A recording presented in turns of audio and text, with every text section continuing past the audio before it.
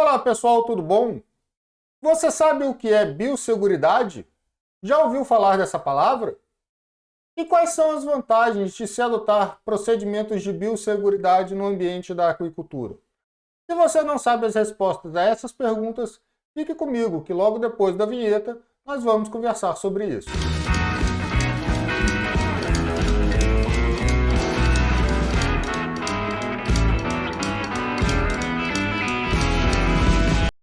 É muito comum que as pessoas entendam ou achem que as palavras biossegurança ou biosseguridade sejam sinônimos, quando na verdade não são.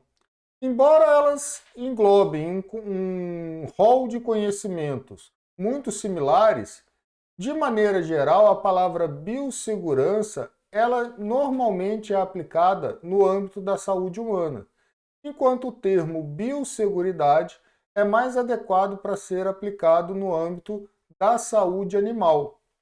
E essa diferenciação se faz necessária porque alguns aspectos da biossegurança, ou seja, alguns aspectos da saúde humana, ainda não fazem parte dos rolos de procedimento que são adotados no âmbito da saúde animal.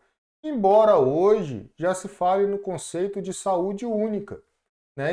E essa pandemia do coronavírus ela veio a ressaltar isso, de que a saúde animal e a saúde humana não são coisas distintas e pode sim e deveriam ser, de maneira geral, tratadas como uma coisa única.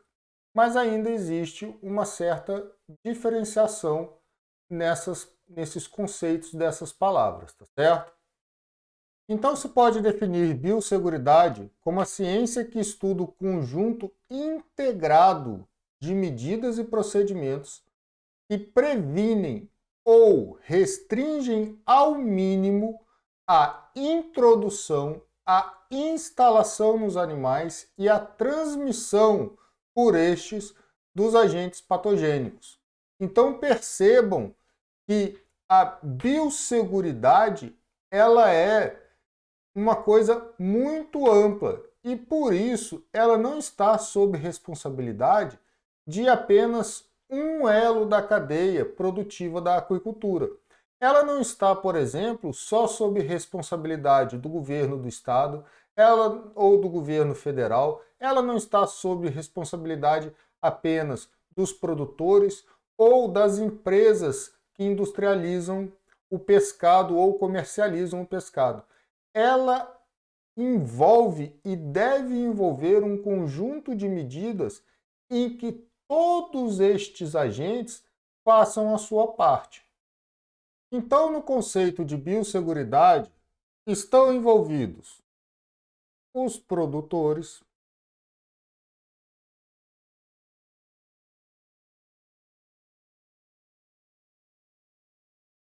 os comerciantes, a indústria. Professor, qual indústria? Ora, a indústria de processamento de pescado, a indústria de produção de insumos e equipamentos, toda a indústria que faz parte, então, de todos os elos da aquicultura. Os órgãos responsáveis pela vigilância.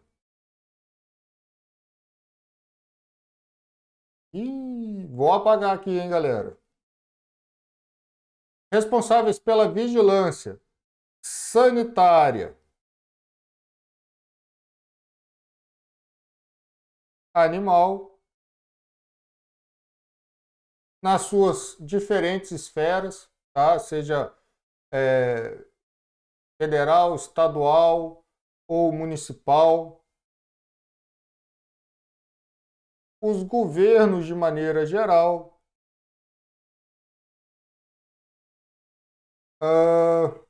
os consumidores, tá?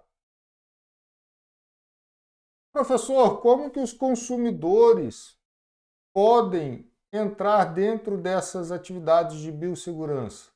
Ora, no próprio processo de manipulação dos pescados que eles vão consumir, na conscientização do que é um pescado de qualidade. Um órgão bastante importante, um elo que a gente não deve esquecer também, são os agentes, né, e agências de extensão. E, obviamente, a gente não pode esquecer também dos órgãos de pesquisa. Ou seja, todos esses elos da cadeia, eles têm que estar envolvidos para definição e atuação nos diferentes espaços, nos diferentes momentos em que medidas de biosseguridade são definidas. E, então, para se fazer a definição das normas de biosseguridade que vão ser utilizadas, então, na aquicultura.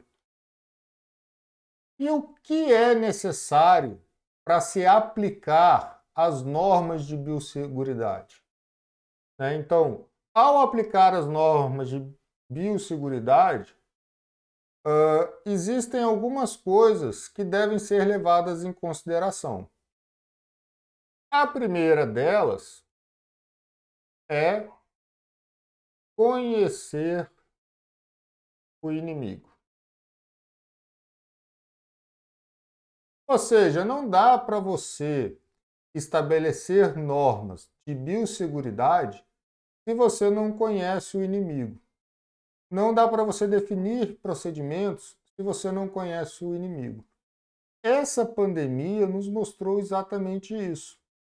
Como o coronavírus é um agente patogênico do qual não se tinha nenhum conhecimento, só se fez esse coronavírus, né, essa cepa específica que está causando a pandemia, o SARS-CoV-19, só se tinha o conhecimento de outros coronavírus, se adotaram uma série de medidas, né, inicialmente, que algumas se mostraram certas e outras não se mostraram adequadas, tanto na questão do combate, quanto principalmente na prevenção do coronavírus. E isso tem sido feito até hoje, né? Algumas medidas de proteção, como por exemplo isolamento social, uso de máscaras, ainda está sendo utilizado. E por que então que se conseguiu hoje chegar no estágio que nós estamos, que é o estágio de vacinação? Porque se fez um profundo e rápido conhecimento sobre o inimigo. Ou seja, houve uma mobilização dos institutos de pesquisa, né, das empresas públicas e privadas, para se conhecer especificamente este inimigo. E aí, além das medidas de prevenção, também agora já se torna mais viável e mais próximo também medidas curativas, né? Medidas terapêuticas. Ou seja, mas para isso é necessário conhecer o inimigo. Trazendo isso para a nossa realidade da aquicultura, o que eu quero dizer para vocês? Que, embora na engenharia de aquicultura não seja prerrogativa do engenheiro de aquicultura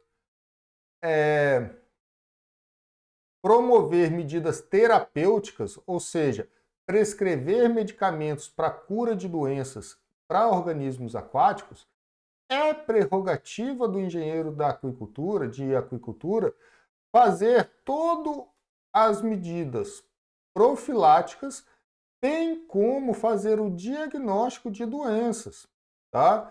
Então, o que acontece? É necessário que você conheça, né, ou consiga identificar o que está acometendo aqueles problemas na piscicultura, o que está acarretando, por exemplo, com que os peixes não cresçam, o que está acarretando que os peixes estão ficando doentes, para que você possa, então, propor as medidas que vão prevenir ou minimizar os riscos que isso volte a acontecer. Um segundo tópico, tá? Também se pensando nas medidas de biosseguridade, que é importante, é o autoconhecimento. E aí, o que a gente quer dizer com isso? Entendam que, embora existam medidas que são propostas de maneira geral, como, por exemplo, o isolamento social, pegando de novo o gancho da pandemia atual, essa não é uma realidade para todos os estratos da população. Ou seja, tem pessoas da nossa população que podem, né, e estão em isolamento social, tem outras que não podem, por uma série de motivos. Então, trazendo isso para o ambiente da aquicultura e para essa nossa conversa, pensem o seguinte, que embora existam uma série de medidas que são preconizadas e que podem ser adotadas, caberá ao técnico responsável saber fazer o diagnóstico do local e dos acontecimentos específicos de uma determinada propriedade ou de uma determinada empresa, conhecendo a capacidade dessa propriedade, dessa empresa, e propor medidas específicas para aquela situação. Não adianta, por exemplo, você chegar... vou dar um exemplo bem prático aqui, tá?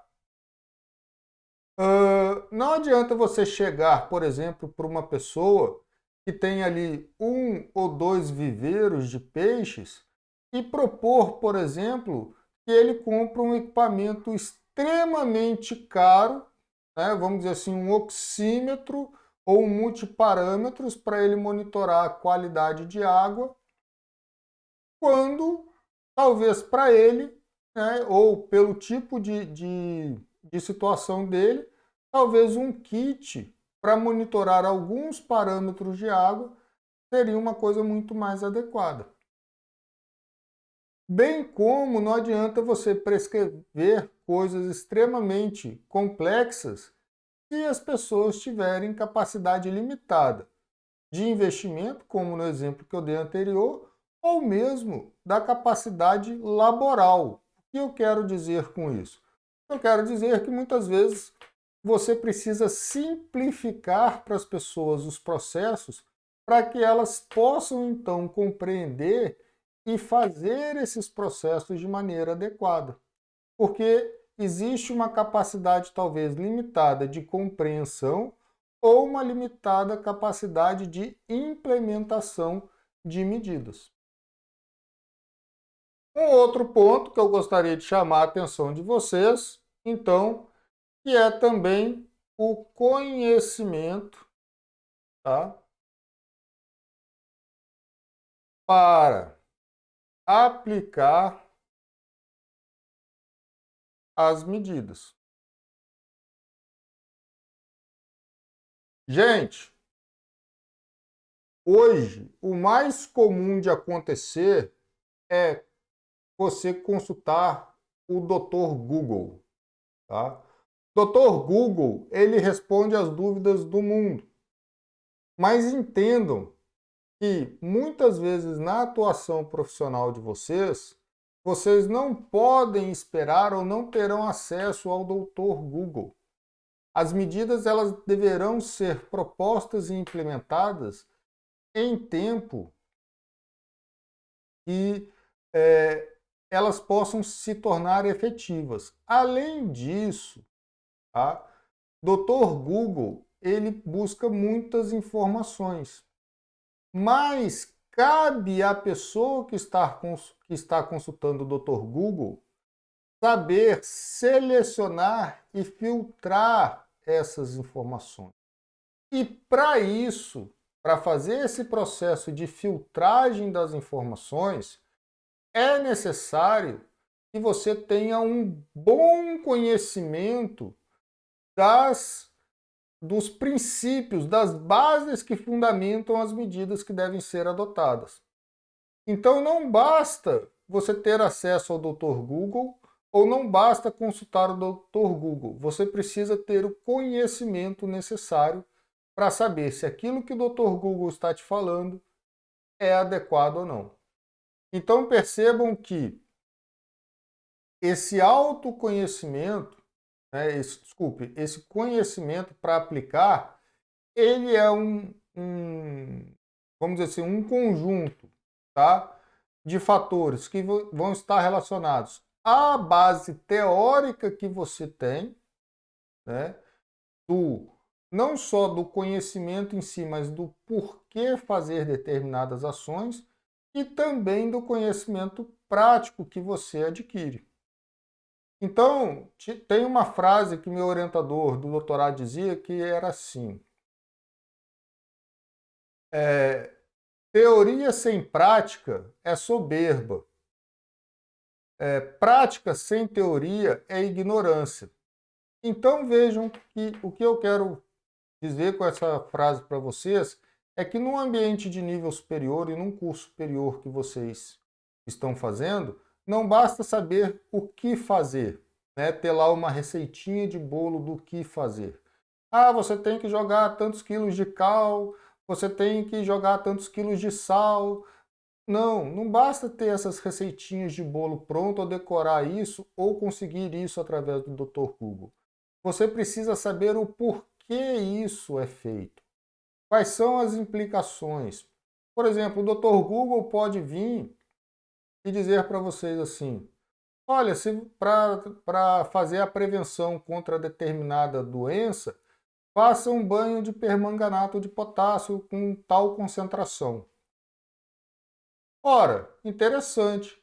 Mas será que essa informação no Dr. Google também vai te dizer que o permanganato de potássio ele vai fazer um processo de oxidação do ambiente e vai diminuir sensivelmente a concentração de oxigênio? E que dependendo da concentração que você está utilizando, você vai ser necessário para fazer esse procedimento que você faça uma aeração suplementar, pois senão você pode chegar a níveis subótimos ou até letais para o organismo que você está fazendo em tese uma profilaxia, e ao invés de você estar fazendo um bem, você pode estar submetendo ele a um estresse, né, maior e talvez que possa acarretar até em problemas maiores do que aquele que possivelmente você está tentando prevenir. Então percebam que é isso, tá? Não se iludam. Ter acesso à informação é uma coisa, ter conhecimento é outra completamente diferente. Também é importante lembrar que em alguns casos, né, embora a gente deva sempre adotar medidas de biosseguridade para tentar evitar ou minimizar a entrada de patógenos no ambiente, em alguns casos, tá, de alguns animais ou até de algumas espécies de peixes ou de outros organismos aquáticos, pode ser interessante ou até mesmo desejável a manutenção nos animais ou a presença nos animais de uma quantidade mínima de alguns patógenos. Porque essa quantidade mínima desses patógenos, eles vão proporcionar um papel de estimulação e de reconhecimento do sistema imunológico, deixando assim, de certa forma, esse sistema imunológico mais preparado, por exemplo, para quando for ter um processo de vacinação ou mesmo um processo de infecção ou infestação por esses patógenos em maior quantidade. É óbvio que isso só pode ser interessante, só deve ser implementado quando essa quantidade mínima de patógenos e todo animal consegue ter uma carga mínima de patógenos sem efeitos negativos sobre a sua saúde, tá? Basta para isso que exista um ambiente equilibrado e uma relação equilibrada entre patógeno e hospedeiro, mas que essas práticas, né, elas devem estar sempre em consonância com a política de biosseguridade, tanto pensando na questão, tá, da propriedade em si, né, naquela questão da introdução das doenças, da disseminação das doenças dentro da propriedade, mas também da disseminação desses patógenos para outros lugares ou até mesmo para outros animais, como por exemplo no caso de contaminação de outros animais ou até de seres humanos por determinados patógenos provenientes do pescado. Professor, quer dizer então que de tudo que o senhor falou, biosseguridade e manejo sanitário são a mesma coisa. É isso? Não, não é verdade. Biosseguridade e manejo sanitário, elas não são a mesma coisa. O manejo sanitário, ele é aquele conjunto de medidas e procedimentos específicos, mesmo que diários, práticos, né, com uma periodicidade maior ou menor, seja diário, semanal, mensal, mas que incluem, que devem ser executados durante a criação dos animais. E a finalidade do manejo sanitário é justamente prevenir a instalação nos animais de doenças causadas por agentes infecciosos ou outros organismos infestantes. Então eu vou dar um exemplos para vocês entenderem esse contexto. Por exemplo, a proibição da importação de reprodutores ou de, por exemplo, camarão vinda do exterior ou de ovos vindos de exterior de organismos aquáticos, isso é uma medida de biosseguridade. Ela visa a prevenção, né, da introdução de patógenos que não existem no nosso país através desses produtos. Já, por exemplo, práticas de vacinação, como a gente está vendo aqui, né? Práticas de vacinação, né? A calagem no fundo dos viveiros, a realização de quarentena, isso são práticas, tá, de manejo sanitário, ou seja, visam a prevenir a infestação e introdução de patógenos na propriedade. Então eu espero que tenha ficado claro para vocês a diferença que existe então entre biosseguridade e manejo sanitário. Bom, eu espero que vocês tenham gostado da aula. Quaisquer dúvidas, por favor, entrem em contato e agradeço pela atenção e até o nosso próximo encontro. Um forte abraço para vocês.